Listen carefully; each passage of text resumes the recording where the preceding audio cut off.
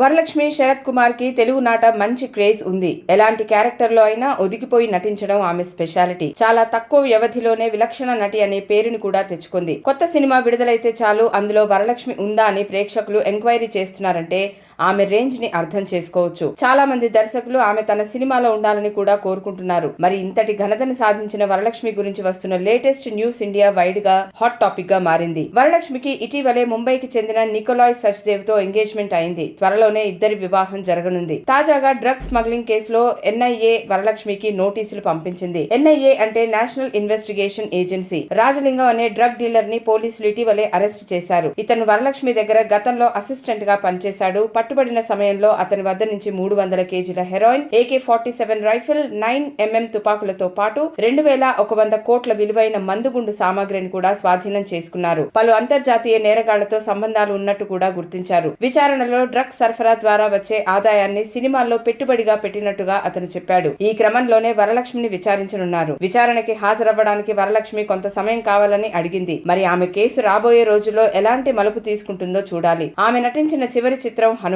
కాగా ఆమె తండ్రి శరత్ కుమార్ హఠాత్తుగా తన పొలిటికల్ పార్టీని బీజేపీలో విలీనం చేయడం ఇప్పుడు ప్రాధాన్యత సంతరించుకుంది.